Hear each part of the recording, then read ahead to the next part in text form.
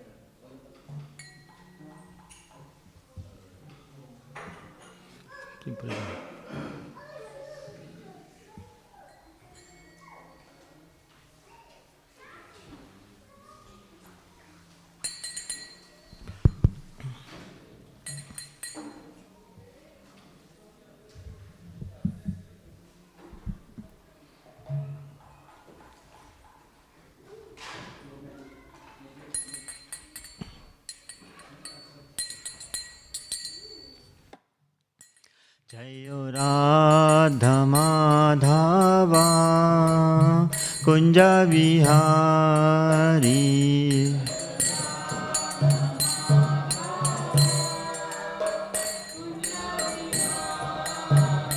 Jayo Radha Madhava Kunja Vihari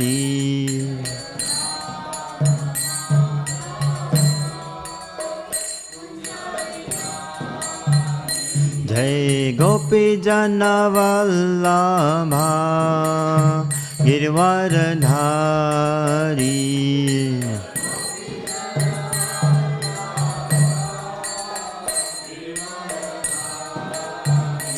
Jai Gopi Jana Vallabha Girvaradhari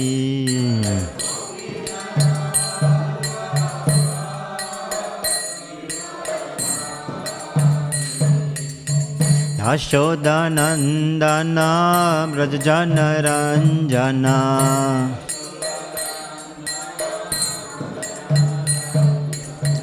Yashodanandana Brajjana Ranjana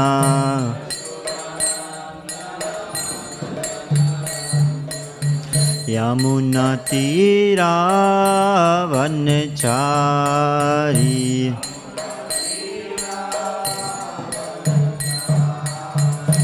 Yamuna Tira Vanchari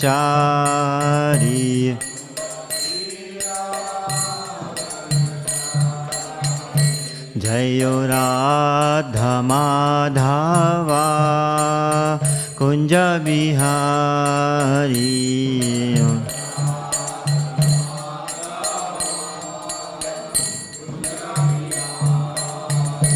Jayo Shri Krishna Chaitanya Prabhu Nityananda Shri Advaita Gadadhar Shri Vasadi Gaur Bhaktivinoda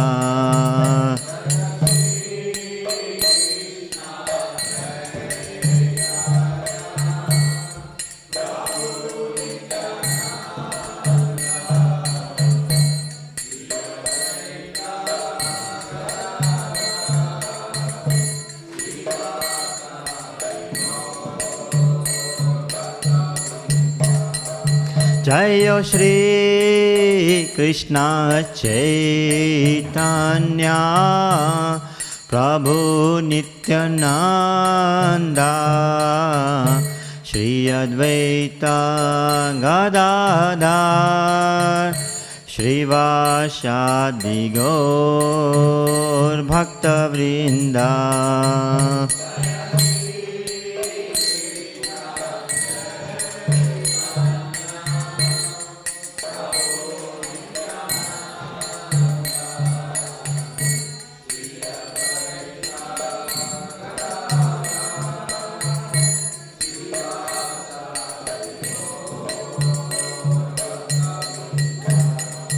Hare Krishna,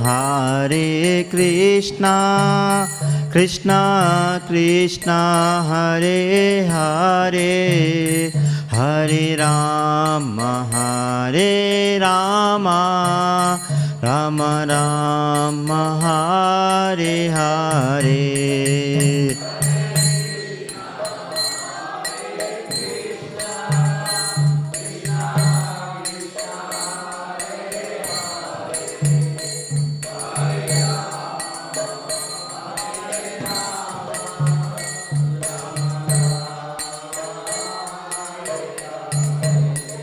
Hare Krishna, Krishna Krishna, Hare Hare, Hare Rama, Rama Rama, Hare Hare.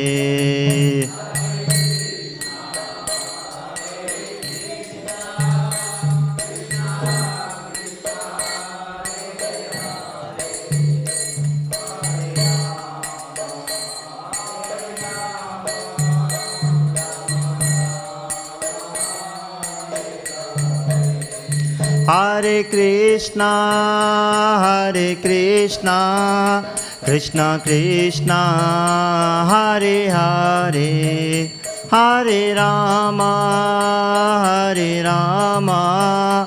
Rama Rama, Hare Hare.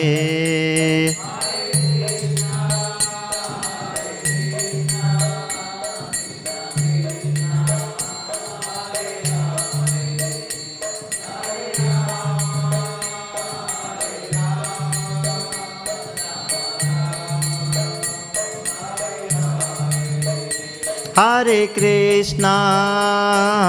Krishna, Krishna Krishna, Hare Hare, Hare Rama, Rama Rama, Hare Hare.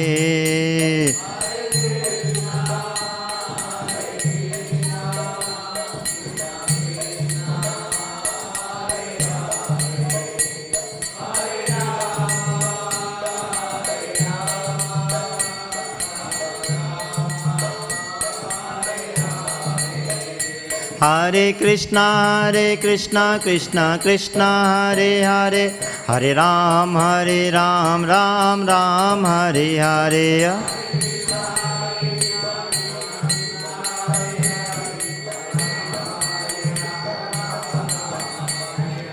Jayo Prabhupada, Jayo Prabhupada, Jayo Prabhupada, Srila Prabhupada.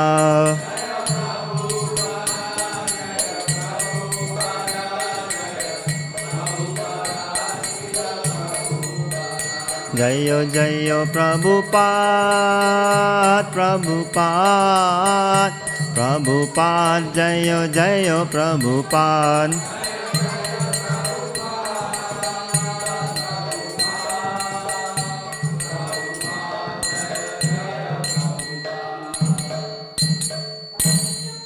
Jayam Vishnupad Paramahamsa Parivrajakacarya Stotra Sata Śrīmad Divine Grace I.C. Bhaktivedanta Swami Śrīla Prabhupada ki, Shri Shri Gaura Nityaya ki, Shri Shri Radha Vallabh ki, Shri Shri Jagannath Baldeva Subhadra Devi ki, Nitai Gaur Premanande.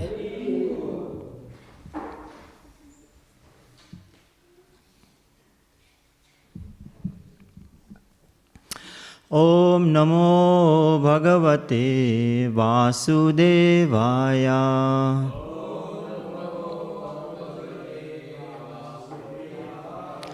Om Namo Bhagavate Vasudevaya.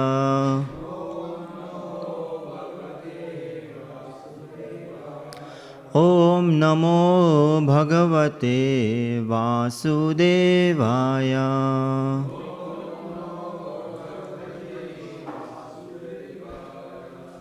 Hare Krishna. So today we are reading from Śrīmad Bhāgavatam, Canto 5, chapter number 14, and text number 25. 5:14:25.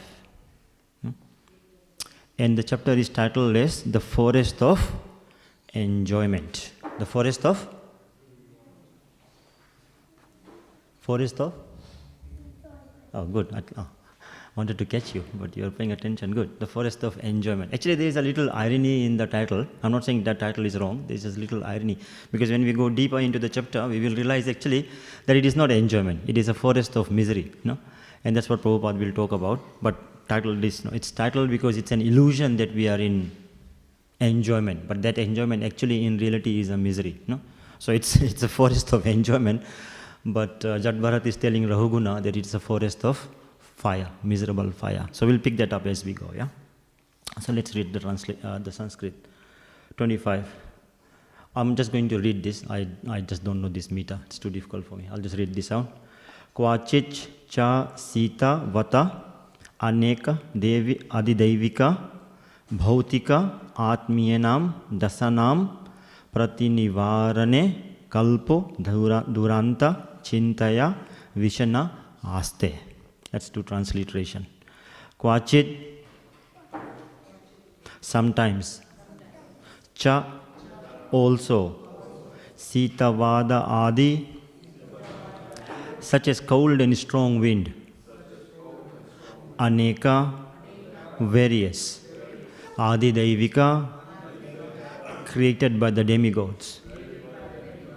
Bhautika, or Bhautika, Adi Bhautika, Prabhupada adds it. So Bhautika, Adi Bhautika, created by other living beings. Atmiyanam, which is Adi Atmika, created by the body and mind. Dasanam, of conditions of misery. Pratinivarane, in the counteracting. Akalpa, unable. Duranta, very severe. Chintaya, by anxieties. Vishana, morose. Aste, he remains. Translation and purport by His Divine Grace Srila Prabhupada ki. Translation. Being unable to protect himself from the threefold miseries of material existence. So being unable to protect himself from the threefold miseries of material existence, the conditioned soul becomes very morose and lives a life of lamentation. These threefold miseries are miseries suffered by the mental calamity at the hands of the demigods, such as freezing wind and scorching heat, miseries offered by other living entities, and miseries arising from the mind and body themselves. Purport. The so-called happy materialistic person is constantly having to engage the threefold miseries of life, called Adi Daivika, Adi Atmika, and Adi Bhautika. Actually, no one can counteract these threefold miseries. All three may assail one at one time, or one misery may be absent and the other present. Thus, the living entity is full of anxiety, fearing misery from one side or the other. The conditioned soul may be disturbed by at least one of these three miseries. There is no escape. And that's a very punchy ending of the purport from Srila Prabhupada, that there is no escape. No escape from what? The threefold miseries. Adi Bhautika, Adi Atmika, and Adi Daivika. Om Ajnanati Virandhasya Jnananjana Shalakaya Chakshurunmilitam Yena Tasmai Shri Guruve Nama Nama Om Vishnu Padaya Krishna Prestaya Bhutale Śrīmate Bhaktivedanta Swami Niti Namine Namaste Saraswati Deve Gauravani Pracharine Nirvisesha Sunyavadi Pasyatya Desa Tarine Jai Shri Krishna Chaitanya Prabhu Nityananda Shri Advaita Gadadhar Shrivashadi Gaura Bhakta Vrinda Hare Krishna Krishna Krishna Hare Hare Hare Rama Rama Rama Hare Hare.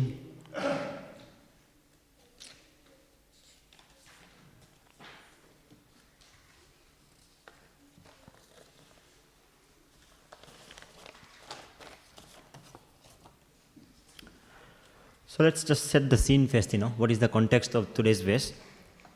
At the moment we are looking at maybe the kids have to be controlled a little bit because it will distract me as well. Either be at the screen or be at the camera, but I think they don't need to be anywhere. No? The camera is just out of functioning. Yeah, so just sit down there for my own benefit. Yeah, otherwise I'll get distracted. Thanks, kids. Yeah, so at the moment we are looking at the multi-life journey of Jat Bharat. Bhagavatam tells us, many times people have this question, whether there is life after death, and and equally on that note, whether there was life before death. Here we see Bhagavatam giving us the pastime of, or not the pastime, but the lifeline of somebody in 3 different consecutive births. So what to talk about, whether there was life before birth, there is actually a life before the birth of the last birth. So Jat Bharat Maharaj got attracted to the deer, as we know. Then being attracted to the deer at the last moment of his life, he took the birth as a deer. That's his second life. And then the third life is at the moment which we are talking about, which is life as the sage, Brahmana, Jat Bharat, who is of course a very highly elevated devotee. So 3 lives of Jat Bharat is given. Now when we look at the persona, when we look at the personality type of Jat Bharat, in modern terms, the word that comes to mind is an introvert. Of course, he's an highly elevated sage, but people will label such personality as an introvert, or as a reticent, somebody who keeps to himself, because he has been burned in his previous life by not being able to go back to Godhead and had to take a life as a deer. In this life, he has become very quiet. Quiet because he doesn't want to be unnecessarily getting entangled in any material affairs. So in order to avoid that, he just keeps to himself, being introvert. Now, devotees are kind of like that. Sometimes we have to play this double role of being an introvert, and I can speak for my own self. When I'm in the office, I tend to be very introvert because we want to keep away from all the calamities that goes in the office. But when we are with devotees, we are an extrovert. We are bubbling, to hear Krishna Katha and share Krishna Katha. So sometimes we play that double role. So here, Jat Bharat is very, very silent, very reticent. Now, so what happens in this particular section is that Jat Bharat has been ordered by the king and his ministers to carry the palanquin of King Rahugana. So when Jat Bharat is carrying the palanquin, when he is walking, he sees ants on the ground, and of course devotees don't injure or kill any other animals unnecessarily. So of course he tries to avoid the ants. So when he is avoiding the ants, he is walking in a very haltingly way, in a very abrupt way, just not to step on the ants. And because of his jerking movements, he jolts the palanquin. Now, of course, the king doesn't like all these jerks that he is given. It's just like, when we are flying on the aeroplane, we want it to be very smooth. Sometimes we also get very nervous when there is turbulence. We start chanting very sincerely. Most of our best prayers used to be on the aeroplanes during the turbulent times. So here, the king Rahugana is not very comfortable because of the jerking movement that he is getting from Jat Bharat. So because of that, the king gets, of course, angry, and he rebukes Jat Bharat and chastises him on the spot. Jat Bharat, being an exalted devotee, of course, takes it, as the mercy of the Lord. And out of his great compassion and kindness, then he starts speaking. For someone who has been so silent all this while, when he finally starts speaking, absolutely profound philosophy pours out of his mouth. Very, very deep philosophy that goes on for a few chapters. And that is all because of his kindness to the king, Rahugana. He speaks this eloquent philosophy, very, very profound and deep philosophy. So the philosophy that he speaks initially is an allegory. Allegory, in terms of a figurative or metaphorical story. He makes up a story about, and when you read, so that's where we are in this particular section of Bhagavatam, chapter 13, we are on chapter 14. So if you are studying Śrīmad Bhāgavatam, this section, then one has to study chapter 13 and 14 side by side. You almost need to have 2 books or maybe 2 screens on your desk and read 13 and read 14 immediately. So you can see what is the allegory and how Sukadeva Goswami unpacks that allegory in chapter 14. And I'll explain you one verse, today's verse, and you can do the rest at your own time. So the allegory that he picks up is, about a traveling, somebody who's traveling inside the forest and kind of loses his way, and that gets entangled in the forest. And then he starts taking the forest where he is now as a forest of enjoyment. And that's the title of the chapter, the forest of enjoyment. So he starts taking the forest as a place of enjoyment, unfortunately forgetting that the forest was not his destination. It was a journey through the forest, but the destination was outside the forest. But he gets bogged down in the forest and he starts enjoying. And he wants to enjoy, notwithstanding that there are calamities in the forest. And this is when Rahugana gives one after the other the figurative symbolism of what those miseries are in the forest. So for example, picturize a forest. There are snakes that can bite us. There is wild animals, ferocious animals that can kill us. Then there are dark holes which are covered by grass where we can just fall into and not being able to come out. There is heat, there is cold, there is distress every moment. But the lost traveler thinks that this is a place of enjoyment and he gets entangled there. So this is the allegory that he gives in 13. Then after that, actually, although it was only an allegory, Rahugana gets enlightened with the transcendental knowledge through the figurative story and becomes Krishna conscious. And for our benefit, Maharaj Parikshit at the end of chapter 13 asked Sukadeva Goswami to unpack that allegory in terms of, can you tell that story in a real way, what is happening? For whose benefit? Our benefit, because he had also understood it. But he knew that most of the people in Kali Yuga will struggle. So in chapter 13, that's why I'm saying is the allegory. Chapter 14 is the real story of how somebody, a Grihastha, gets entangled in that ashram, thinking that that is all in all, or Griha Medi, not knowing that that is just the journey, not the destination. So that's the beauty of this part. So that takes us to today's verse. Let's just look at today's verse, what is happening. So if we look at, actually, if you go back to chapter 13, and then for your reference, if you look at text number 11, let me read it out. So it's easier, so we can correlate it. Chapter 14, just bear with me. 13:11. So this is chapter 13:11, and that correlates to 14:25 for today's verse. So I'll read 13:11. I think it was 13:11. Sometimes the living entity is busy counteracting the natural disturbances of freezing cold, scorching heat, strong wind, excessive rainfall, and so forth. This is the allegory. When he is unable to do so, he becomes very unhappy. Sometimes he is cheated in business transactions one after the another. In this way, by cheating, living entities create enmity amongst themselves. So in the allegory, actually, sometimes he also brings out the real life as well. So all in all, then when we compare it to 25 now, you'll see the resemblance. In 25 he says, and that's the verse for the day, being unable to protect himself from the threefold miseries of material existence, the conditioned soul becomes very morose and lives a life of lamentation. These threefold miseries are miseries suffered by mental calamity at the hands of the demigods, such as freezing wind and scorching heat, miseries offered by other living entities, and miseries arising from the mind and body themselves. So, today's lecture will be kind of miserable because we are going to talk about a lot of miseries. What can I do? Prabhupada talks about miseries in his purport, and Prabhupada says the word he chooses is that miseries offered by other living entities. Not afflicted, but offered by other living entities. So this is the miserable condition of this forest of enjoyment. Miseries will come. We don't have to say welcome, but they will come. That's just the nature of this material world.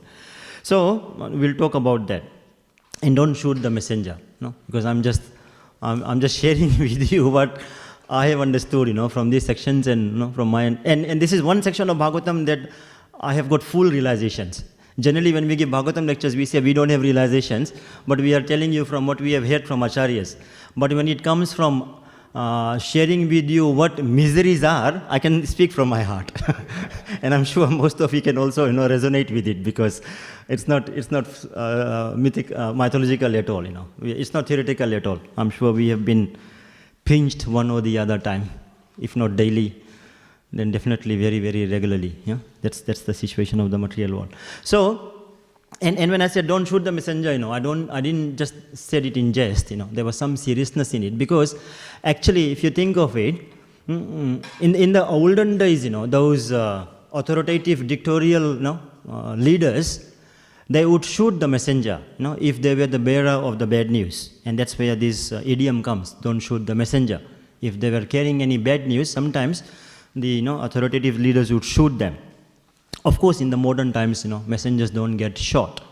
But the shooting may be replaced with labeling. The shooting of the bad messenger, or the messenger carrying the bad news, can be replaced with labeling. And what do I mean by that? For example, especially we experience this in preaching as well. If you think of it, our scriptures are laden with lot of things that talks about the bad in the material world. Actually, the material world is bad. That's the starting point. It's a place of misery. It's an ocean of misery. But if we go and speak about these things to the outside world, that topics like birth is probably fine, but death, old age, disease, it's a place of misery. People label us as pessimistics. That why do you have to, especially death. There's people dying everywhere at the moment because of the pandemic, but still nobody wants to talk about the fact that death will come. It's a topic that is almost like taboo. You don't talk about it, especially in the non-devotee associations. For devotees, we talk about this very freely. We get so used to this, that death will come, prepare yourself. But we can't go and tell someone in the office, you'll die one day, prepare yourself. They will sack you. So these topics are, if you talk topics like this, we will be labeled as very, very pessimistic. And does that mean that our acharyas, Jat Bharat, Srila Prabhupada, all the other acharyas, does that mean they were pessimistic when they talked about these topics? Well, no. The fact is that what we are presenting is that it's a factual statement that there is misery. This Dukhalayam world is a place of misery. But our scriptures tell us that these facts are only given for some very positive message to be broadcasted, and that is the message that, yes, we have the right to enjoy, but there is a right way to enjoy. Enjoying is our rightful constitutional position, but there is a right way to enjoy. Not in the forest, when there are so many things that can attack us and destroy our happiness very, very, stubbornly. So there is a right to enjoy, and there is a right way to enjoy. So that's why we talk about these bad things at the beginning, and then we tell the solution in terms of the good things. Now, let's talk about, as I said, that this is titled as Forest of Enjoyment, but actually it's a forest of suffering, ocean of suffering. Now, is this material world really only a place of misery? Is there nothing else but just a place of misery? Because we have to be careful with this, when we articulate it to the outside world. What is this place? Undoubtedly, this is a place of misery. Nobody will deny it, especially in a devotee congregation. But is this material world only a place of misery and nothing else? In his SSR CD, Radha Gopinath Prabhu gives the example, when he explains, Dukhalayam ashashvatam. Dukha means misery, alayam means place. So Dukhalayam means a place of misery. And to bring his point, he gives the analogy of the Himalaya. So Him means snow, ice, or Alaya means a place. So Himalaya is a place of snow. When you look at the Himalaya mountains, it is a place of snow, Himalaya. So therefore this material world is Dukhalaya, a place of misery. Now, is Himalaya a place of snow only and nothing else? Well, that's not true, right? Because, Himalaya is a very, it has got stunning beauty. It is a playground for the adventurous mountaineers. It's a residence for many other living entities, including human beings. It's a place of breathtaking beauty. So, yes, it is full of snow, but it has got other things as well. Now, similarly, this material world is a place of misery. But at the same time, it can also offer us some sense of enjoyment in some respects. So when we say this is Dukhalaya, what we actually mean is that miseries are intrinsic in this material world. Just as snow is intrinsic in the Himalayas.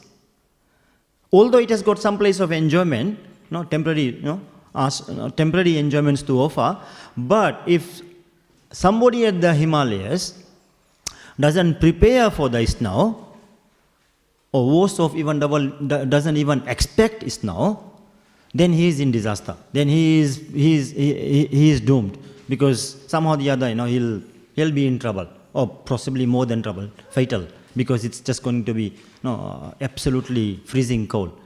So yes, Himalayas has got other things to offer time to time, but one has to be aware that it's a place of snow. You can't escape. Similarly, in the material world, miseries are intrinsic. Prabhupada says somebody will offer it to you if you don't take it. Other living entities will offer it to you. So yes, there are beautiful things in this material world as well, such as the beautiful sunset. The rose looks beautiful. The rose is fragrant, absolute placid, tranquil lakes. All those things are there. And Krishna says that these are a spark of my splendor. So they are beautiful because it's spark of Krishna.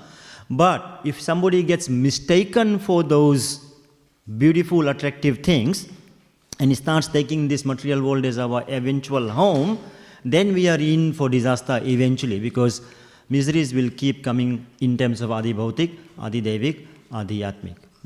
And if we look at the TV news, if you look at the YouTubes or Channel 7, Channel 9, whatever, what do they show us? What do they show us? They show us these three only. So as much as they label us as pessimistic when we talk about these topics, but actually if you look at the broadcasting every day, it is laden with these three bad news. What is that? Environmental problems. Cyclone in Gujarat at the moment. Bushfire in Australia. Last year, the bushfire was so bad, or year before last, that I clearly remember when the news was on CNN, the reporter said, Australia is on fire. Now that's such a punning words, Australia is on fire. That's how bad the bushfire was. So this is what? This is the Adi Bhautik, environmental problems. Problems caused by demigods, through natural disturbances. What else does the news shows us? Interpersonal problems. Interpersonal problems are the Adi Bhautika problems. Problems caused and offered by others, as Prabhupada says. And then there are those psychophysical or psychological problems. Those are the Adi-atmic problems, that are caused by our own body and mind. So the news is always bombarded with these three problems. It's just that, they say what has happened, whereas for us it is more about what can happen if we don't prepare well for the problems to come. So to summarize that part, that the miseries are intrinsic in this material world. It will come. If we don't prepare for those miseries, then we are in disaster. It's we can elevate ourselves from these miseries and still enjoy the things that Krishna has given us, but not to be mistaken it as a place of enjoyment only. There is a higher and a different destination that, of course, as devotees we know where we want to go. Now, but notwithstanding all that, what happens, we know, as Jat Bharat is telling Rahuguna, that people get bogged down in preparing a comfortable life amongst the misery. I remember when I migrated to Australia, almost like 20 years ago, it's not almost, more than 20 years ago, when this question was asked to me, why did you migrate? One of my first responses, intuitively was because of the convenience. Coming from an underdeveloped country, coming here when everything works, people stop at the traffic light, you go to the government department, you don't have to bribe, they will give you whatever you want, everything works, there's a supermarket, people will queue up, even if there's 3 people, they'll still queue up, So things work. It was very convenient for me and for others, like that. So it was a place of convenience. Later on, as I continued my journey with a decent job, and then the money started coming in, then life became very comfortable.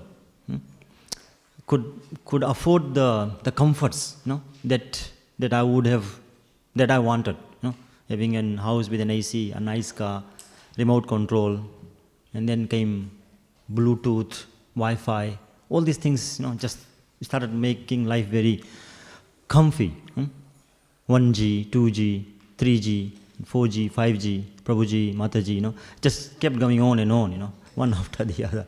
So like that, it was a very comfy, situation to be here. Later on I realized, after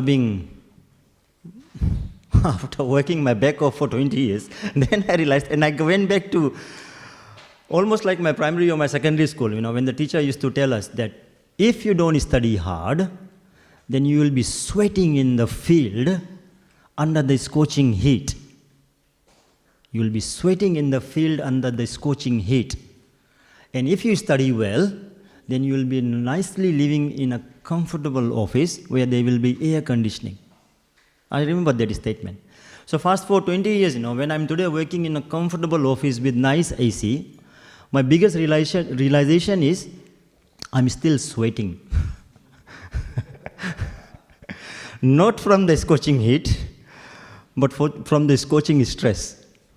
And that is the reality for most of us.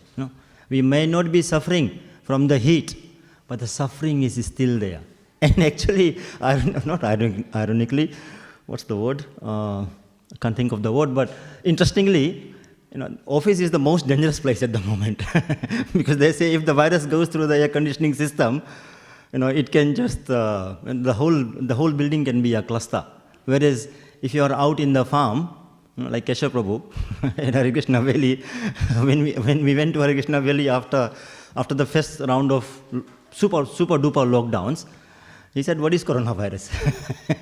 Because it's like, okay, there was risk at the farm, but of course not as much as, if you are living in Albert Park, when we had to cross the road, when we see somebody coming on the streets, we would cross the road to the other side so that we don't, within 1,500 meters of another person, not 1.5, but 1 kilometer distance from another person. So like that. So that became the most, terrible place to be in. And still, most of us don't go back to the office. So yes, comfortable misery is still a misery. That's the point. We sometimes, the reason we get allured to it is because the physical comforts are easily visible. There is nice car, there is nice house, there is TV, there is spa, there is sauna, there is holidays, there is all these things are comfortably visible. So it's it feels good, we get allured to it. But the cost of it is invisible, and the cost comes out in terms of some misery, some distress.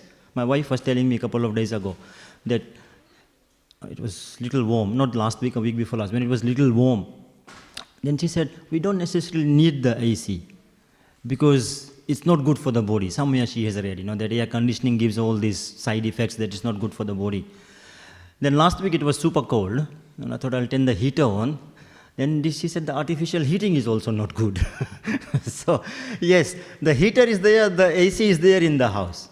And that's visible, that comfort is visible. But intrinsic to it is the side effect that is not good for us. And that is invisible. So we get allured to the visible and we are oblivious to the invisible. When I was attending that naturopath course with what was his name? His Grace Madhav Kirti Prabhu. And he was explaining, that how something that we take it as daily comforts, he was saying he was telling us the ill effects of it. Now, when we buy vegetables these days and fruits, he was saying it is already half junk. And we know this, The best part of the apple is actually the skin. But in the modern times, we have to throw the skin off because it's just so heavily waxed. So it looks very shiny, and doesn't decay. So we have to peel the skin and throw it off, and then they eat. So, the fruits and the vegetables, he said, are already half rubbish by the time we buy them. And then what do we do in modern times? We put those vegetables in the fridge. Now, don't ask me how, but he was explaining that the enzymes in the vegetables and the fruits are killed when they are refrigerated. He said vegetables and fruits should never be put in the refrigerator.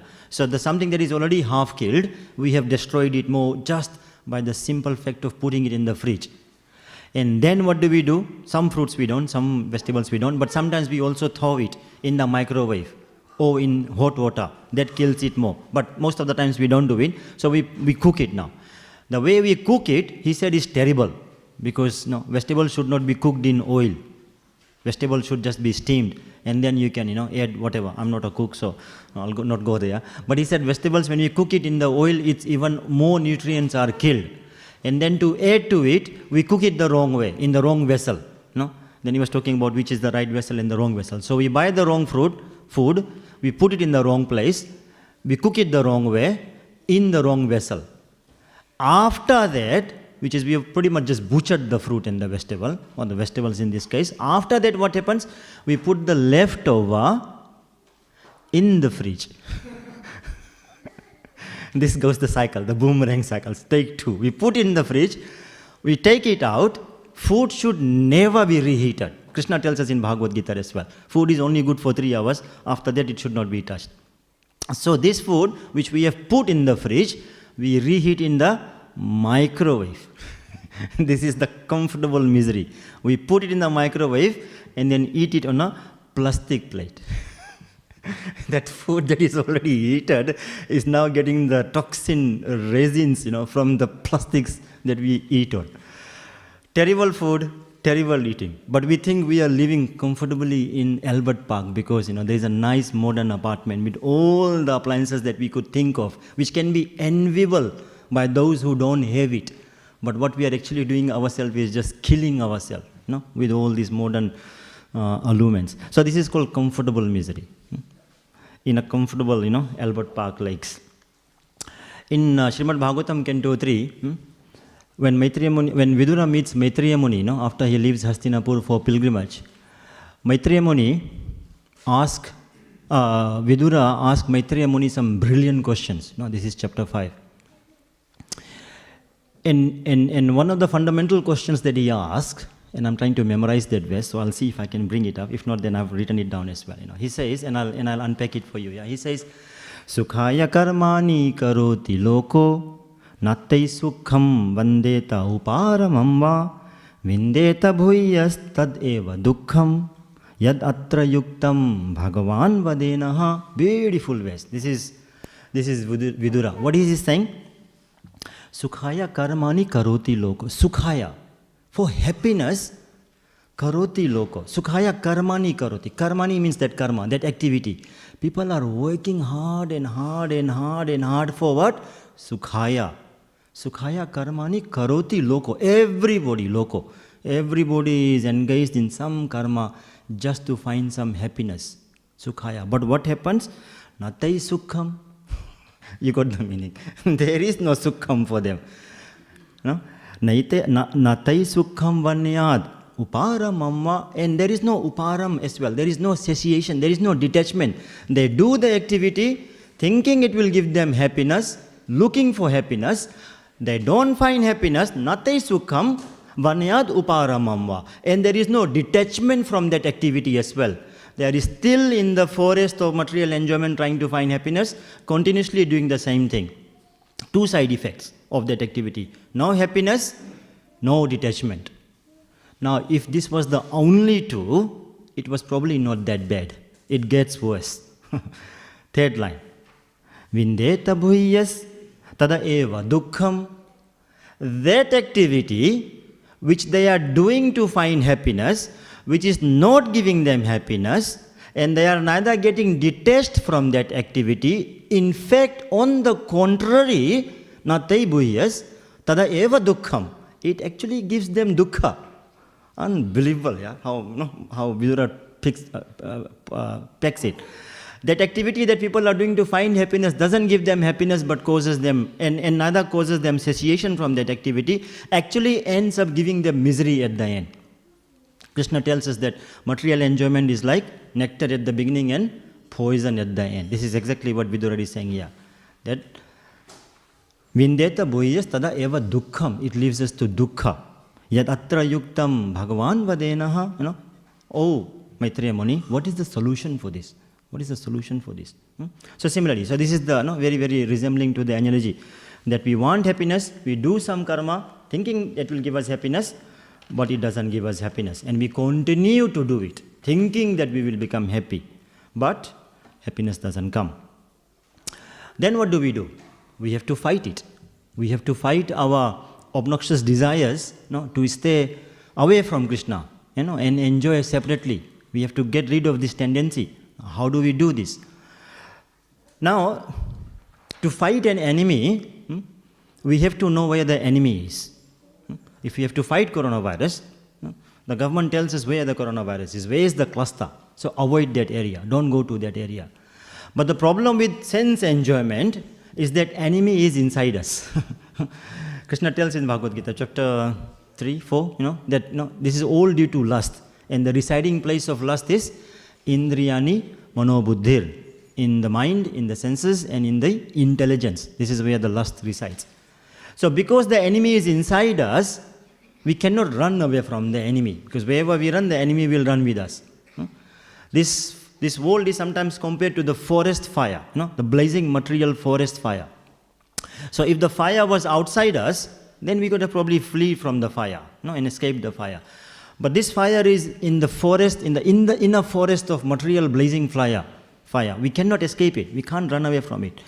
And in our endeavor to fight it alone, it can be seen as very painful and pointless to some extent as well. Because if you picturize, if there's a blazing forest fire, which was recently in here, we cannot fight that kind of blazing forest fire with bare hands. It's almost like pointless, painful and pointless. Cannot do it with bare hand. We need some help to fight the fire. So where does the help come from now? We cannot burn this forest fire alone, bare hand. It's painful. So where does the help come from? Where do we find the happiness? Where do we find that solution of the trying to get rid of this enemy of allurement for material enjoyment? Our scriptures give us again two metaphors, and we'll unpack both of them. And you know this, but I'm just sharing with you again, for your refreshment. First one is ocean of misery. Second one is fire of transcendental knowledge. Now, our acharyas explain that these analogies are progressive in nature. Ocean of misery, when we say this material world is an ocean of misery, and when we take shelter of the lotus feet of Krishna, then this ocean of misery reduces to the size of the footprint of a calf, and we can just step over it, no big deal at all. But when we step over this, when we step over a table, how do we cross a turbulent ocean? Through a very sturdy kind of ship, An expert boatman can take us through the other side of the ocean. But when we cross the turbulent ocean, the ocean remains. The ocean doesn't disappear, it remains. So what it tells us is that, when we advance in our Krishna consciousness, the miseries will be there. But the knowledge, our bhakti, association of devotees, shelter of the Guru Maharaj, of Krishna, elevates us above misery, so we can learn to tolerate them and learn amidst the misery. If you want to live in the Himalayas, then you need to have the expertise to live within the snows, with the snows. You can't escape it. No matter how much we scale up the mountain, the snow will always be there. So Krishna consciousness teaches us at the initial stage to elevate ourselves above the ocean of misery. Leave the ocean there, it will not dissipate, but we can elevate us above the ocean. And then as we progress more and more and get fired up in transcendental knowledge, which is a fire of transcendental knowledge. Why fire of transcendental knowledge? What does fire do? If you put debris in the fire will burn the debris to ashes. The debris will not remain anymore. It will absolutely become ashes. So the fire of transcendental knowledge can burn our anarthas, can burn our aparats, can burn our papam. No, it attacks the root cause of the misery. The avidya, the bijam, the papam, the kutam. It burns all that, and therefore there is no repetition of an action that will eventually give us some bad reactions. So bhakti, what it does, it elevates us from misery, and it also can eliminate our misery. Elevation through the analogy of the ocean of misery, and elimination through the analogy of the fire of transcendental knowledge. So miseries we can elevate ourselves from misery, and we can also actually eliminate miseries from our life. That is the power of Krishna consciousness. That is the power of Krishna consciousness. So who gives us that knowledge? Where do we get that fire of transcendental knowledge? No, we all sing daily in the morning. Samsara dava nalalidha loka taranaya karunya ghana ghanatvam pratasya kalyana gunanavasya Vande Gurau Shri Charanaravindam. What do we sing? Samsara Dava Nala Lidha Loka. Samsar. This samsar, no, in Bengali tune, no, don't, this samsar, I'll try to. This samsar, this material world, samsara Dava Nala. Dava is forest and Nala is fire. No, we say Bhumi Rapo Nalo Vayo. That Nalo is the fire, yeah. So samsara Dava Nala. This world is a fire of material miseries. Samsara dava nalalidha lo and the loka, and everybody is afflicted in this misery. Then next line, taranaya karunya ghana ghana. Taran is, the liberation, the protection. Taranaya karunya, out of compassion, mercy. Who comes? The spiritual master. Just like ghana ghana atvam. Ghan ghan, that sound comes when the clouds are erupting. So just as if the material world is an ocean of fire, that big, then we need an ocean of rainfall for the fire to be extinguished. And that fire can be extinguished by the fire of transcendental knowledge by the spiritual master.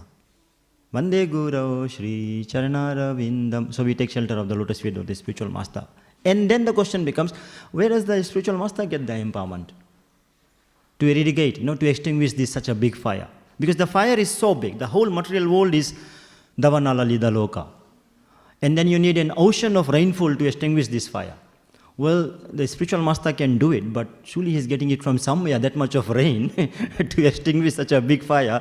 Who gives him this much of empowerment, of this much of ocean of shower? Praptasya kalyana gunanavasya. Praptasya kalyana. Prapt means to receive, and kalyan means auspicious, benedictions. Where does he get his benedictions from? Gunanavasya. Guna is the quality. Where does it give these qualities from? The person who is the ocean of qualities. Avasya means ocean. So the person who is an ocean of mercy, which is the Lord himself. Now we'll bring it all together, yeah. So the person who is let's actually start from bottom up. This material world is a blazing fire, as the size of the ocean. And the people inside this fire are struggling from miseries. To extinguish that miseries, we need an ocean of rainfall. And the ocean of rainfall is given to us as a fire of transcendental knowledge by the spiritual master. Where does the spiritual master get so much of benediction? From that person who is an ocean of mercy, and that is Krishna, Gunanavasya. Shri Krishna Karuna Sindhu, Deenabandhu Jagatpate. Shri Krishna Karuna Sindhu. Sindhu is that ocean, and Karuna is that compassion. So the Lord is an ocean of mercy. If we don't take advantage of this Krishna consciousness, then Prabhupada says, what was the last line in the purport? Who remembers? I had asked you to remember. I said it's a punchy ending. If we don't take advantage of Krishna consciousness, if we don't take advantage of the ocean of mercy, if we don't take advantage of the fire of the transcendental knowledge, then this material world is a place of misery. And Prabhupada ended with brownie points for who can recall. There is no escape. Kaushalanand Prabhu ki jai. No, there is no escape, because it will come one way or the other. It's a dukhalayam ashvashvatam. I will end with, after having that, I told you it's a miserable discussion, I'll tell you something that is more miserable than all the miseries we have spoken about. Because what is the biggest misery? And you'll be amazed what is the biggest misery. This thing getting entangled in the material world, and looking for enjoyment here and there are all miserable. But there is the king of misery. What is that?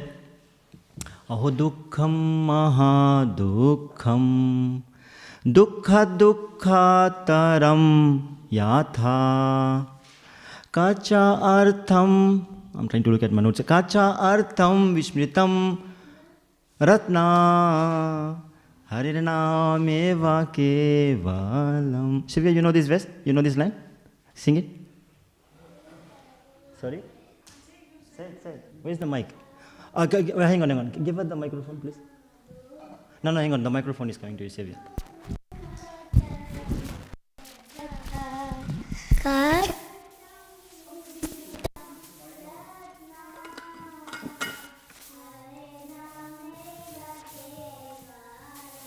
So beautiful. Can you?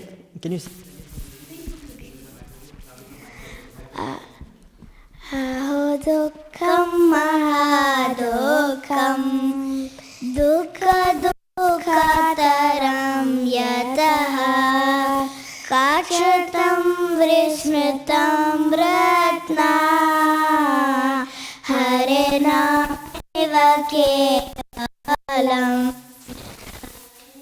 Amaya Kevalam. Together. This is the power of the you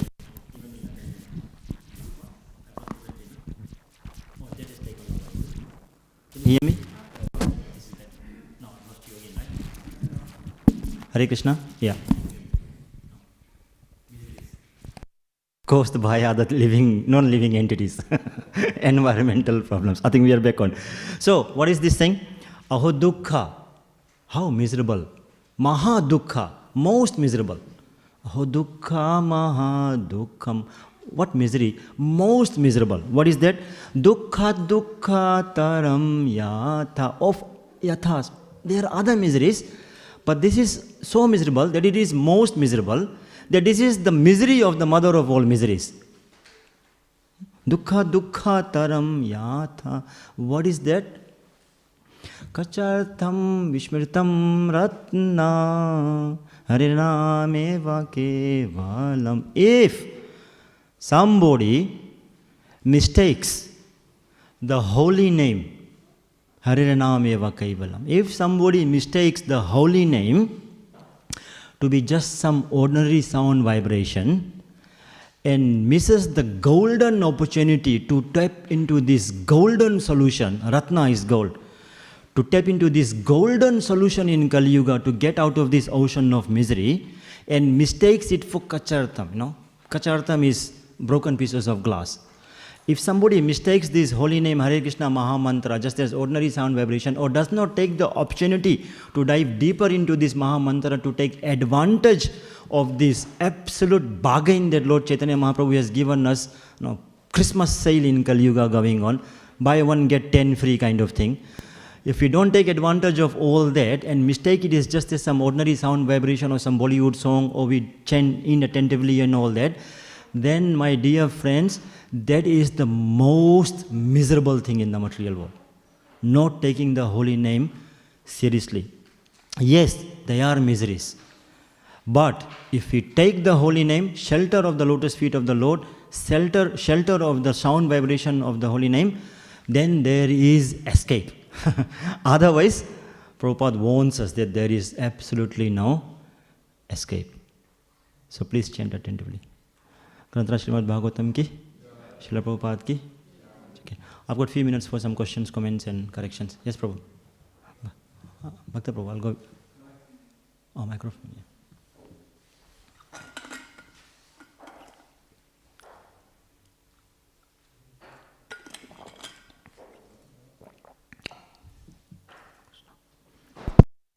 Hare Krishna. Thanks, Prabhu. Thanks for being the messenger today. That was a very nice class. Thank you very much for that. There's one thing that I would like to just add to that. We understand that there is miseries in this material world, and being devotees, we actually appreciate that there's miseries, but we also understand that there are certain levels of enjoyment as well. The relationship between a parent and a child, and so many different things, and as you pointed out also, the beauty in nature and so on. So one of the things that the spiritual master gives us, and the teachings in Krishna consciousness gives us, to counteract, or to actually, because we're not fanatics in Krishna consciousness that we see everything negatively, When we become devotees and when we learn about Krishna consciousness, there's a thing that the spiritual master and the teachings of Krishna give us, and that's gratitude. Gratitude. So when we have different things within nature, we see God behind those wonderful things. So when we see everything as Krishna being behind everything, the love for our children, the beauty in nature, creativity, the things that we do that give us pleasure, prasadam that we eat, if we have that gratitude, understanding that yes, the enjoyment in this material world is temporary, but in the same token, we're grateful for the Lord to give us the things that we've got. So Prabhupada was always in this mood. You never saw Prabhupada taking prasadam and he didn't enjoy it. You know, there are many things when he went for a walk in the mornings, on morning walks, you could see that Prabhupada actually enjoyed the beauty, to the extent where he actually even commented on the beauty of other people. So the point is that as a devotee we should always remember that gratitude is a very fundamental thing in our devotional service, and that's been given to us by our spiritual teachers. Does that make sense? Thank you, Prabhu.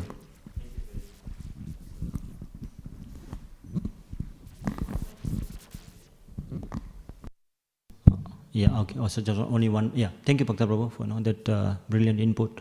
And that's what we were discussing as well. That dukhalaya means it is the dukkha is intrinsic, but that doesn't mean it's only a place of misery. Just as Himalaya means Vishnu is intrinsic, but it's not only a place of Vishnu. There is breathtaking beauty in the Himalayas. So definitely this place is a spark of splendor. So thank you, Prabhu. Thank you for adding that. Very nice. Anybody else? Yes, Sivya. Or maybe.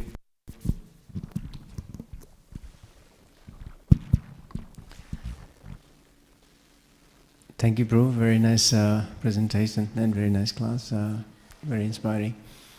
One of the things you mentioned in the class was that this place is miserable, and one of the process to avoid that is to adopt the process of devotion service, which eliminates or gets rid of all your bad side of the coin, right? So how do we perceive or how do we accept that, seeing that those who are actually performing devotional service, may it be like long period of time, they are for example our great sannyasis or those who are like in a very been practicing for such a long time, and we see their physical suffering of the body. How do we put that two things together? One side is, okay, devotion service takes away your bad karma and you don't suffer. But at the same time, we're seeing that physical suffering. How do we see that as in the context? For my benefit.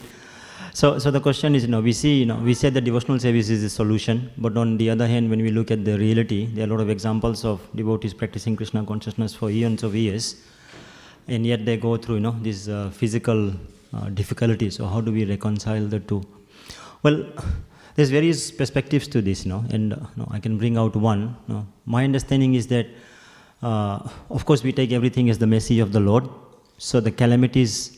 And we are not at the level of Queen Kunti when we can pray for calamities, but she reminds us that devotees take calamities as absolute opportunity. I remember Gaurang Prabhu giving one lecture where he made this brilliant statement. Let me just try to recall it. He said that bhakti is the art of converting curses into blessings. What a brilliant statement. Bhakti is the art of converting curses into blessings. And this was in the context of, again, going back to Canto 3 of Śrīmad Bhāgavatam, when Vidura was, I'll explain, blessings, yeah. Curses, yeah. C-U-R-E-S-E-S. So, there when we, again in the context of Śrīmad Bhāgavatam, and I'll come to you, answer, but let me just set the scene. He said that, when Vidura was invited for consultancy, by Dhritarashtra, in terms of, all the bad things that was happening in Hastinapur. Vidura being a very wise sage, he was asked for some consultancy advice. And he spoke some exacting words, and that kind of annoyed Duryodhana as expected. And then he chastised and arrogantly rebuked Vidura, insulted him. So we pick it from there. When Vidura was insulted, what does he do? And that insult, let's take, is one of the calamities. You are talking about people who have been in Krishna consciousness for 40 years. Let's extrapolate it to somebody who is Krishna consciousness inside out. Vidura is Yamaraj, who is an eternal associate of the Lord. And then, again, comparing the 30-40 years of Krishna consciousness now to the Pandavas, who are again his eternal associates.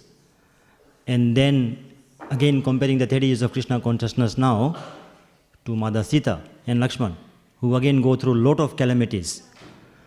And Prahlad Maharaj, who are these people? They go through a lot of calamities. So what kind of calamities do we go through at the moment? Maybe we can't sit on the aeroplane, or maybe some physical. Of course, there are roles. We sympathize with all that. Undoubtedly, it's an event of sorrow. But we can measure the two calamities. So in that, when Vidura, he takes the insult as an orchestration by the Lord for Vidura to leave Hastinapur. And being a wise devotee, he converts that curse from Duryodhana into a blessing in disguise. And what is the blessing? What are the things he sees when he is cursed? This is a golden opportunity to escape the woe. Who wants to fight against Krishna being a pure devotee? Let's leave Hastinapur now, because Duryodhana has told me to get out. I'll leave Hastinapur and I don't have to fight against Krishna, because he has eaten the salt of the Kauravas, so he'll have to fight on that side. So he doesn't want to do it. So he converts that insult of Duryodhana into a blessing to leave Hastinapur to escape the woe. Second, he thinks out of his humility that because I have been associating with the demons of Duryodhana in the company, I have lost my pious credits. And because of losing my he has not lost his credits, but he thinks like that. And because I have lost my piety, I am not qualified to face Krishna. I cannot show my face to Krishna at the moment because I am unqualified. So what will I do? I will take this opportunity to go on pilgrimage and intensify my Krishna consciousness. Because what happens at the place, what is the duty of the pilgrim?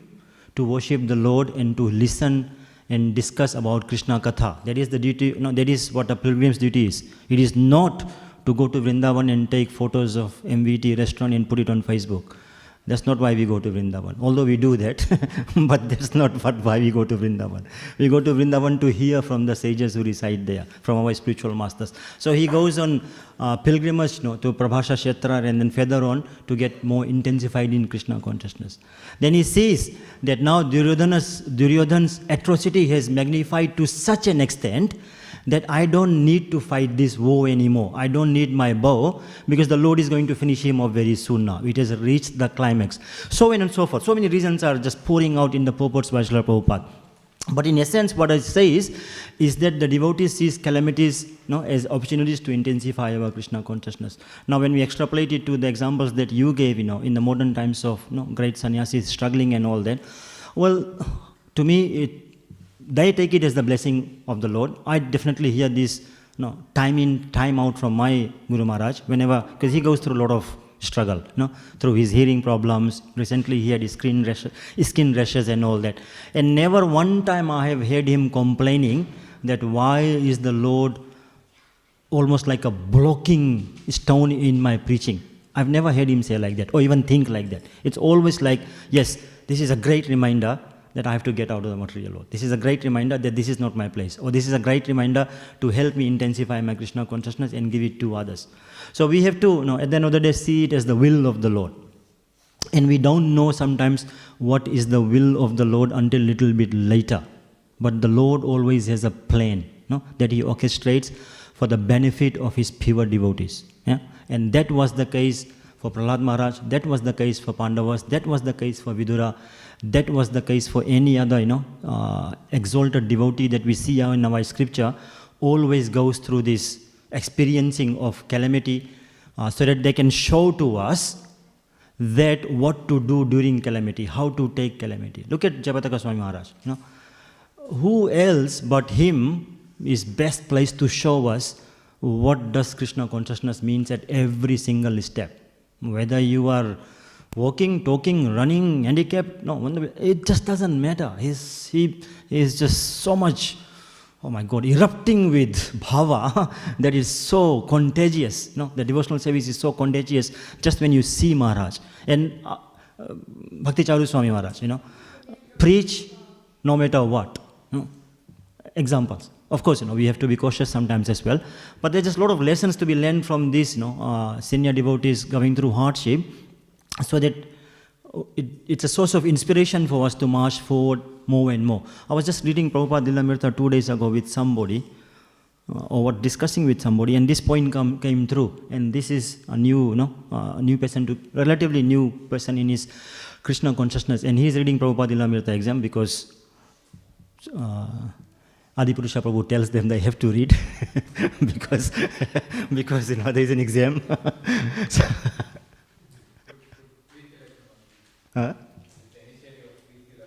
Yes, okay. I said that with the tongue in my cheek. Yeah, it was not to criticize you. It was a joke. So so Prabhupada. So he said when he's reading Prabhupada Lilamrita. Now this is chapter 1 only. When Prabhupada is getting onto the Jaladutar and going to Boston and New York and so on and so forth, Pennsylvania. He says that, oh my God, Prabhupada went through so much struggle and I can resonate with it. Had Prabhupada taken a flight from Calcutta to New York and lived in a hotel and everything was arranged for him, how many of us would have been able to relate to his journey to say, oh, he had the money to do it. No, he could easily detach from his family because he had the money to do so. But we don't have the money. We have mortgage and children. Well, Prabhupada also had mortgage and children. Actually, we may be better off materially than him because Krishna just pulled everything material from him time to time. Yeah, maybe don't play with that screen. Otherwise, I may lose the online. Oh, did I? Did I lose the online audience? Did I lose the online audience because the child was playing with the screen? Huh? Maybe it's Krishna's will because I'm talking. Okay, I'm back on. I take it as a blessing again. So, what was I saying? I lost it completely now. So the person could resonate with Prabhupada's difficulties to say, I'm also going through the difficult journey and therefore this is for me. There is something for me through his life experience that I can resemble with. So similarly, when senior devotees are put through miseries, we have to take it as the will of the Lord for us to learn a lesson. And Prabhupada in somewhere in Canto 1 or Canto 2, I think Canto 2, when he gives the example of the daughter-in-law, remember this analogy? That the mother-in-law teaches good behavior to the daughter-in-law. This is kind of Indian psychology. Yeah? The mother-in-law teaches good behavior to the daughter-in-law through her own daughter. So it will be like an indirect speech, to say, daughter-in-law in Hindi is bahu, oh bahu, oh beti, beti is daughter, oh beti, aisa kar le. Matlab she's talking to the daughter, but she's implying it for the daughter-in-law. So Prabhupada writes there, similarly the Lord sometimes has messages for his devotees and non-devotees through the pure devotees. Because other than the pure devotees, who else can withstand that kind of difficulty? It will be very difficult if what a lot of our senior spiritual masters go through, if Krishna was to use us for that particular show time, some of us may actually run from Krishna consciousness to say, no, this is too much now. So a person who is at that level can only partake in Krishna's Leela for the message to be shown. In Bollywood sometimes, when the director is looking for a very super good villain, it's a paradox, right? Super good villain. When the director is looking for a very good actor and he is not able to find the villain, he will choose one of his best actors to play the role of the bad actor because he knows he can play it. So the main hero becomes the villain because he needs somebody who can act well. So here when Krishna is doing his lila in his movie of pastimes, the person who can play that role with him for that many, time has to be somebody who is very close with him, who can withstand all that he has to act on. Because Prabhupada writes in Canto 2 again that the devotees are amiable to the will of the Lord. Amiable means what? That whichever way Krishna tosses and turns them, he's okay with that. Use me as you wish. So only pure devotees can handle that kind of pressure. Apart from Prahlad Maharaj, who else can withstand that kind of torture from his own father? People, we run away from Krishna consciousness, not we. Some people run away from Krishna consciousness very easily. Little bit of disputes with some devotees, and they say, this place is not for us. So I don't think we'll be able to I won't be able to survive if I was thrown off the cliff or put in a cage with wild snakes. Only Prahlad Maharaj can do it. So my understanding, Prabhu, as you know, I'm sure you've asked, for the benefit of the audience, is that we have to take it as the will of the Lord, that the Lord orchestrates something for the messages to be broadcasted to the else, to the rest of us, to say how to do Krishna consciousness in times of trials and tribulations, as well as in times of joy. Mostly for us there is joy, which is good news. Okay, I think we'll stop here, because it's almost 9 o'clock. I'm sure you all are hungry for some spiritual enjoyment of prasadam. And I'll let you go. Srila Prabhupada ki? Question? Oh, sorry, Sivya had a question. You always have a question. Those who want to leave can leave, but Sivya always has a question, so I have to... Sorry, Sivya, my mistake. Go on.